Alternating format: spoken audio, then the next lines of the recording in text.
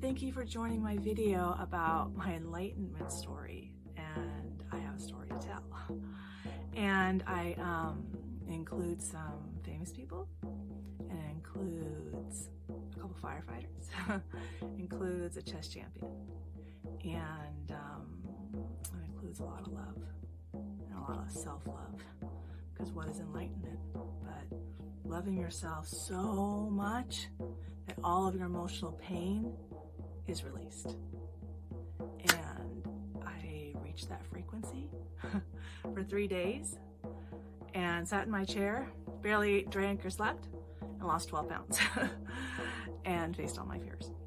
But let me give you some more insight about what I do and how I got there, and it's an exciting story.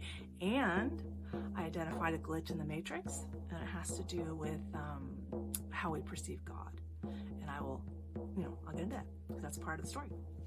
So where does this all start? Well, we all have souls, and our souls choose our lives to give us opportunities to heal, learn, and grow in the way that we need it individually. The lessons I need are different from my son and my ex-husband and my dad and my mom, all different lessons. But my soul orchestrates my life, so I have opportunities to learn those lessons. And I had a very traumatic childhood. I had a traumatic, I call it adulthood. I had a traumatic marriage, and my children had a traumatic childhood. But we are all significantly better now because we all work together. And so let me kind of give some of the details and about how that all came about. So on my 45th birthday, my mom passed away. And some people think, well, that's terrible. She passed away on your birthday. I said, no, it's actually a compliment, because the day we are born and the day we die are the two most important days for our soul. And so she was with me when I was born, and then I was with her when she passed. And so she came through later and told me that she chose that day to show how important I was, the most important person in her life. Her daughter, I have a brother. They didn't have a great relationship, but I was the most important person in her life, and that's why she chose my birthday to cross over. So that was a gift. So after that happened, I knew I had to accept my childhood memories of sexual assault and financial abuse and emotional abuse and everything that happened, and I had to accept my psychic gifts. So I started on a journey. I started working with healers and doing self-reflection and trying to eradicate the emotional pain inside of my soul. Then about 5 years ago, my daughter blamed me for her eating disorder. And when I went home, my brain told me that my children would be better off with a dead mother than a live one. So I tried to, give them what they wanted, but obviously it's not what they wanted. And luckily my other daughter found me the next morning, saved my life, got me to the hospital. And in the hospital, it was the first time my healing gifts really came out, because I had a chance to decide, do I want to cross over, or do I want to come back with all of my healing gifts and fulfill my soul's purpose? And I'm so grateful that I am fulfilling my soul's purpose. It's wonderful. So anyway, that happened. And after that, I was just gung-ho. The next year I did 4 medicine journeys, and that showed me how I just don't love myself. And, I can't reach enlightenment, that level of love, if I don't love myself. And then I started talking to my kids. Do you feel my love? They're like, no, Mom, we don't feel your love. I said, God, I started asking every day, what can I do today so you feel my love? And that started to change things in the relationship between my children and me. And so I started bringing love into myself. I started bringing love into the most important relationships in my life. So then I joined a yoga studio and a series of men came through my life. The first one being a chess champion. He's instrumental in me having opportunities to learn my healing gifts and see what I can do. And I never had any training. And when I first met him in December, or started talking to him December of 2020, I didn't know every time I was being psychic. A year and a half later, I was DMing Justin Waller, Andrew Tate's best friend, and I had an opportunity to use my shamanic gifts with them. And I had that all over DM, and maybe I'll do another video about that. But basically, I helped both of them look at their maternal wounds. And then Justin and I DM'd for about another month. And then I stayed in contact with their souls and helped them. Like, I was talking to Andrew's soul the whole time he was in jail and supporting him and helping him self-reflect. And so he wasn't alone. He's in solitary confinement, but I So through that experience, in the next year and a half, I really learned my value as a healer. But what came, the guy after Justin, another guy at yoga, firefighter.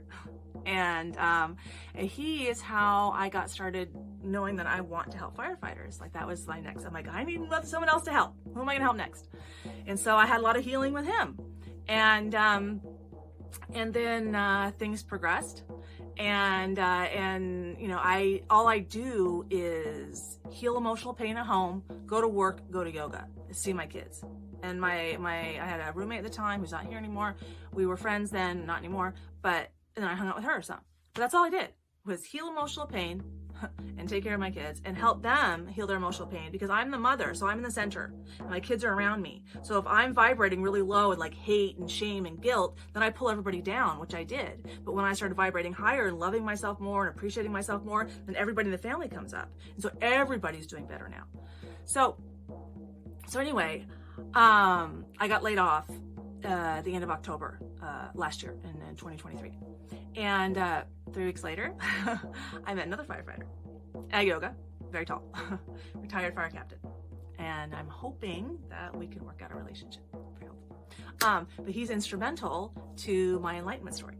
So anyway, so I met him, and the first thing that I healed with him inside of myself, because when a new person comes into my life, they present new opportunities for me to love on parts of myself that I've previously rejected. So the first thing that I healed was I had an internal wound that I am replaceable, which of course no one is replaceable, right? That's the first thing I healed, because our first interaction, that is the positive energy that he gave to me, that this woman is not replaceable. Like, I speak Chinese, like I'm funny and I'm beautiful and I'm a healer and I'm not replaceable, but I'm not for everybody, But a retired fire captain, I can help all the firefighters. That could be a good fit, right? So we start interacting with yoga, and I'm intense in my healing because I got 9 months severance, and I'm like, okay, I need to rest. I have never taken a break. And so now I'm going to take a break, and I'm going to love on myself. I'm going to go to yoga. I don't care what anybody else thinks. And I got 9 months of payment. I'm going to take care of myself. And I didn't know, it wasn't my goal to be, I'm going to achieve enlightenment. That wasn't my goal. My goal was love on myself, love on my kids, love on the people, in my life. That was my goal, because I know that when I have pain in my heart, then when I interact with people, I project that pain onto people and then hold them responsible. So it's like, the guy that goes into Starbucks and yells over a blueberry muffin that wasn't heated properly? That guy is not upset over that blueberry muffin. He came in upset over a lot of other things and is projecting it onto the barista and berating her because of blueberry muffin. I mean, it's just not logical, right? But that happens all the time. And so, I recently had a therapist say that Andrew Tate doesn't deserve compassion. He doesn't deserve forgiveness. So I had to remind her that everyone deserves compassion and forgiveness. And why am I capable of that? Because I have so much love in my heart that I can project that onto Andrew Tate and have compassion and forgiveness. I don't need forgiveness for him, but have compassion for a man who's struggling. I don't know what he did. I'm not judge or jury. That's not my problem. But I'm a woman who could help, and I did, and I will always be so proud of that. So this, the projection challenge that we're having in society is huge right now. But why do I want to heal that pain? 1, it hurts me, and 2, it hurts the people around me. So if I can eradicate all of my emotional pain and always project love to everyone that I'm around, then they have an opportunity to internalize that love positively and then love on themselves and let go of some of their emotional pain. Like the first firefighter, I gave him feedback about how his meticulous nature and how he does construction is just like my dad and my grandpa. And he just lit up because I reflected so much positivity. I told a man who had feelings for me, he's just like my dad and my grandpa. I mean, huge compliment for a man. There's like a firefighter who's decorated. Both these guys are decorated firefighters, and are incredible men. So anyway, I just kept going. I kept healing and interacting at yoga and, doing my thing and figuring stuff out. And then, so because I'm connected to the men in the red pill space. What happened was, so the Saturday before it started, I centered myself energetically in the middle of the men of the red pill space. And then they're like all around me because I have energetic connections with all of them. And I started, talking to them about how hard it is to be a woman with a man who exercises options inside of a relationship. And I had to show them that, if you ask a man, okay, well, if you have a woman and she only wants you to pay 80% of her bills and have another man pay 20% of her bills, would you be okay with that? I can't even think about that. They can't even go there. It's so painful, they can't even go there. Well, what they're not realizing is that they are going there for their women. Because when a man steps out in a relationship like that, sex is the woman's job. It's part of the emotional intimacy. I'm responsible for the man that I'm with. I'm responsible to make sure that he's taken care of, he's fed, he has sex, he has love. That is my job. And so when they outsource my job to somebody else and say, well, you're only 80% worthy, valuable for this job, we're going to outsource 20% of that job, it's the same thing as a woman outsourcing 20% of the financial responsibility. So I gave them insight like that because I can talk to their souls. I put it in them in the hopes that they will listen. And why am I so insistent on the challenges right now that we're having? Because this is all part of my enlightenment story. And what I focus on is sexual promiscuity and how it's destroying society. So all these players are creating lots of alpha widows, and all those alpha widows, those women who can't get over their alpha, they can't pair bond with the next guy. So if they can't pair bond with their husband, they're going to cheat, and they're not going to be good mothers because they now had kids with a man that wasn't their first choice. And this is happening left, right, and center. And until the men who are leaders, right, they orchestrate society, take responsibility for their actions and change, we're fucked. Like I don't say, we're 20 years from population collapse. You can't have societal growth without, economic growth without population growth. We need 90% of women procreating to have the population growth. And right now, we got 50%. In America, in Korea, bad. It's really bad, population collapse. So anyway, this is kind of my focus on red pill. Now that I understand it, why was I drawn to red pill? Why Andrew Tate? This is why, because part of my soul's purpose is to bring this message to light, which corresponds with the glitch in the matrix, which I'll get into in a minute. And so I'm giving them all this information just pouring out of me. That same day, I was also shown that, firefighters are really struggling, and the suicide rates are astronomical. And they're committing suicide about 6 times the rate of the national population. It's going up, and their suicide rate, and it's about 3 times the rate of their line of duty deaths, and they're not recognized. And my opinion is, you got 2 kind of heroes. You got alive heroes and you got dead heroes. So you got heroes and you have fallen heroes. So it's completely unacceptable not to recognize them as fallen heroes, because they are there in large part because of their job, because they weren't supported, and it's unacceptable in my book. So I'm gonna do everything I can to support those people. So what I was shown the next day is that why I had this drive for the firefighters is the firefighters who committed suicide want me to partner with this retired fire captain to bring through messages and help the fire department heal this wound. And the first time we had a long conversation, I told him that one of the main problems of the fire department is they don't understand how souls communicate. So what I told him was, I've watched a lot of videos that firefighters get really distraught when they see the faces of their loved ones on trauma scenes, like dead people. You see their kid's face on a dead kid. Freaks them the fuck out. Of course it does. Because no one's teaching them what that means. Why does a soul project their face onto a dead child? Well, why? Because firefighters will pay attention on a trauma scene, and they are overworked, underpaid, exhausted, right? So when they go home, they probably don't have a lot of energy to pay attention to their loved ones. But all that means is, Dad, Mom, I need more love from you. I need more from you. That's all it means. It's not some crazy, there's not a haunting, there's not spirits, and the moment I said it to him, his arms went up, it's like, oh my God, it's like it spoke to him. How many firefighters can we save if they just know how souls communicate? And And so that's my purpose. It's a huge part of my soul's purpose. So the next day I go to yoga and I let him know I had this message, and I finally give him my number after 3.5 months of, working through our stuff. So that happened. And then the following Tuesday, I gave feedback to that yoga studio about the challenges I was having them, about some integrity with instructors. And I left the yoga studio. So I had been there 4.5 years. I had 3 men of the 4 come through that yoga studio. And they were all affluent men who exercise their options because they can. Okay.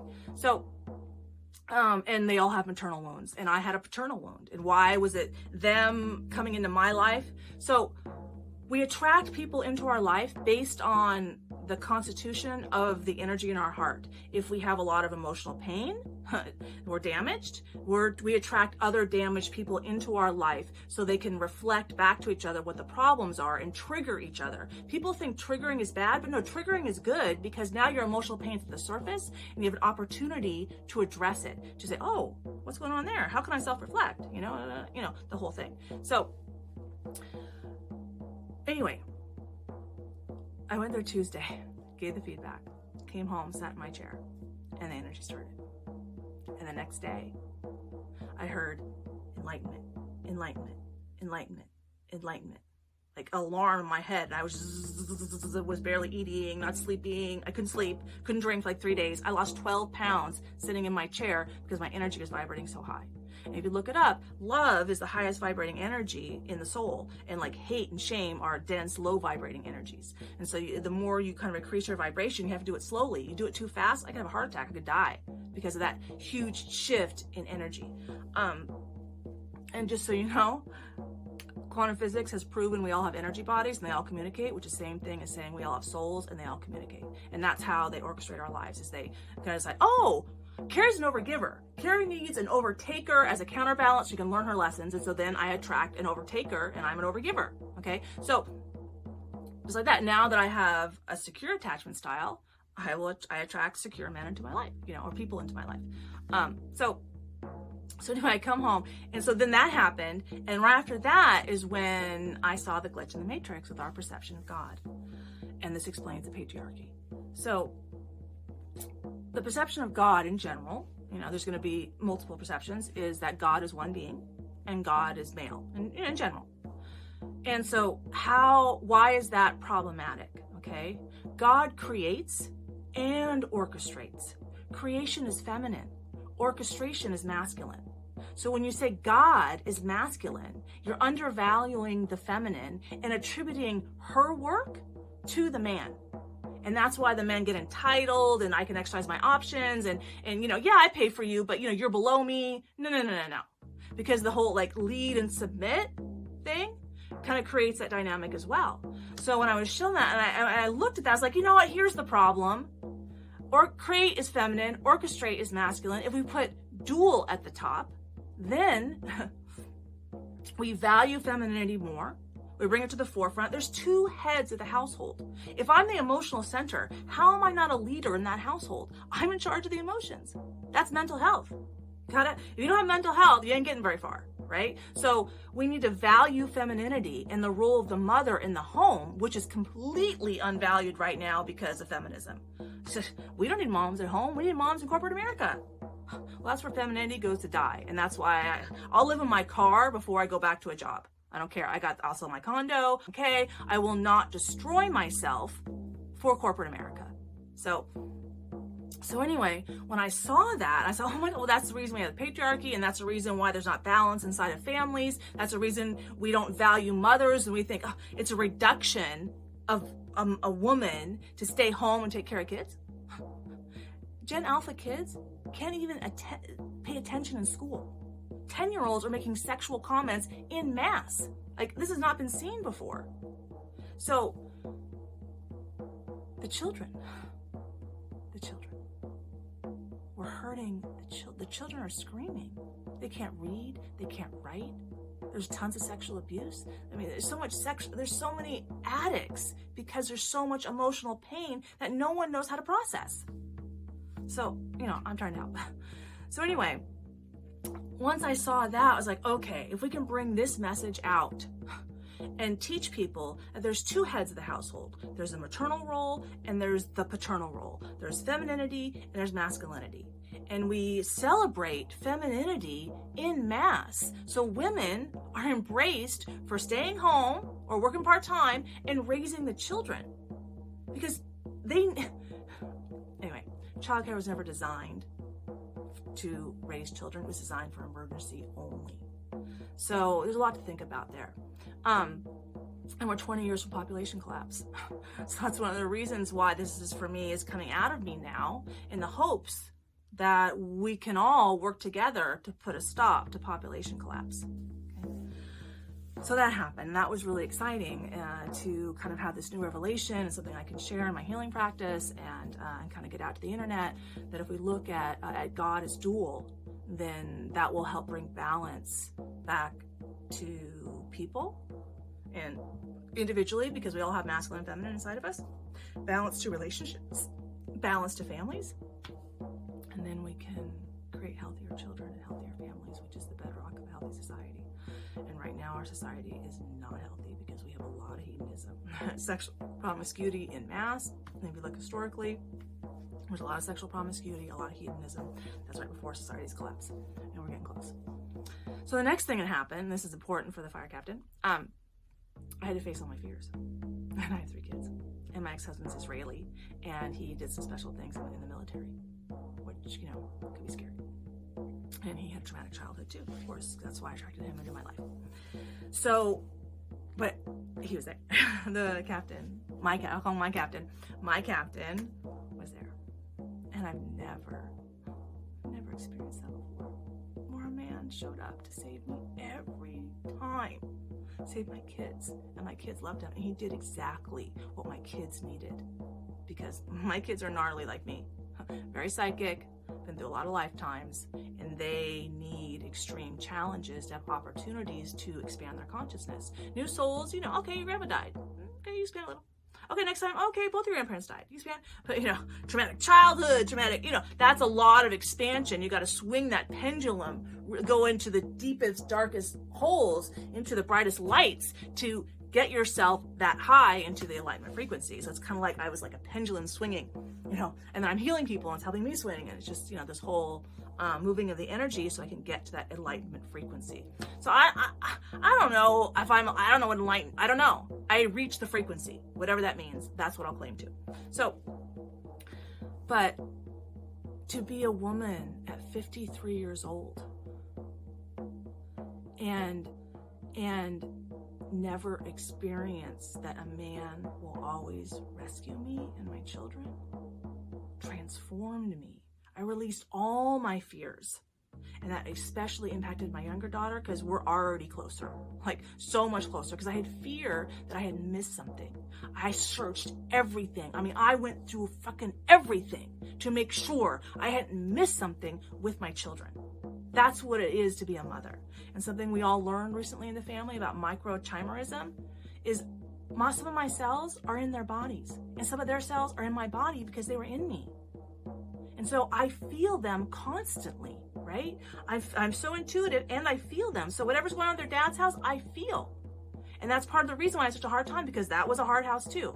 So, and that's what we all needed to learn all of our lessons. Okay, so I'm not blaming him for anything. We needed all of those challenges to learn all of those lessons, because inside of emotional pain are lessons about loving and valuing yourself more. And so I had to learn all of those lessons and all that wisdom and like recall all the parts of myself that I rejected. I barely was able to connect with people because I rejected my femininity, because my mom rejected my intuition because I was so direct. She was an alcoholic. So of course, shut Carrie up. That's the solution. I don't want to hear that I'm wrong, Carrie. You shut up.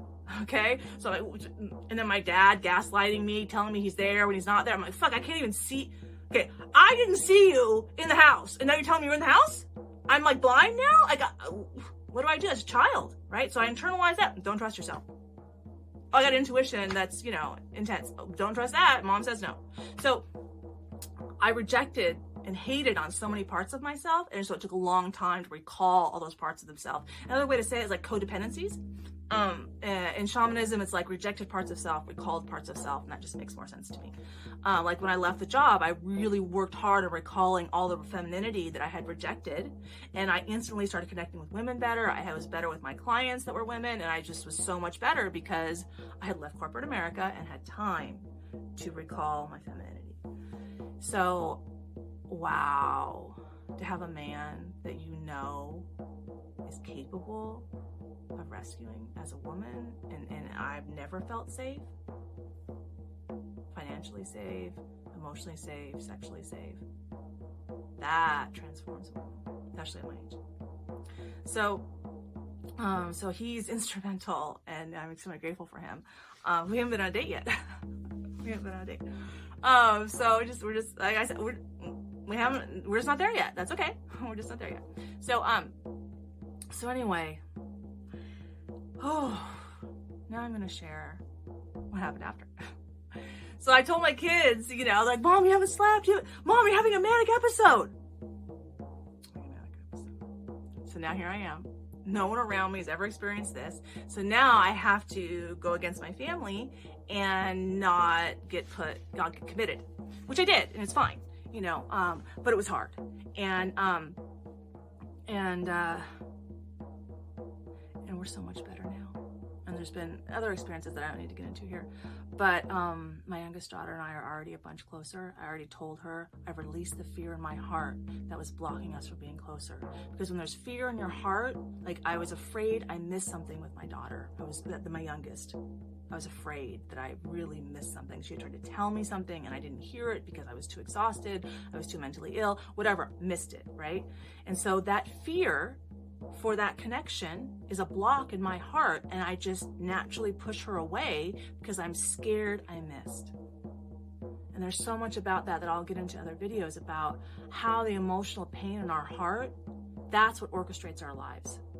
So the only way to improve your life is to heal that pain. And I use that process, appreciate, learn, forgive, appreciate your challenges in life, because that's how you become the best version of yourself. And when you start with gratitude, you just automatically balance out your hormones and your heart opens. And then you're open so that you can look inside yourself and you can self-reflect and ask yourself, why was it necessary for me to attempt suicide? I have gratitude for that because I had so many lessons from that. And I use that with my clients. And now that I've attempted suicide, I understand firefighters a lot better. Now, of course, then I didn't know it, but I just follow my intuition. And I don't know the plan. My intuition tells me what to do every day. I can kind of say, maybe that's happening. But as a woman, I get, I don't know that men experience intuition the same way, but they probably don't. Because I had one shaman as a man. It's like, I don't get directions. I'm like, you're not a woman. Women are in the moment, in the details. So I need, help here, say this, say that. It's like guidance. It's orchestration. So I get orchestration in my intuition. That's how it helps me. So anyway, that happened, and it's taken. That was about a week and a half ago, and my energy is finally better. I'm at a new yoga studio. It's so much better. I could be so open there, and I'm so happy there. And that's my enlightenment story. So I thank you for listening. Please subscribe and join, and I will do some more videos on, how we can heal the pain that we're all in, and so we can stop population collapse, so we can save societies. All right, take care.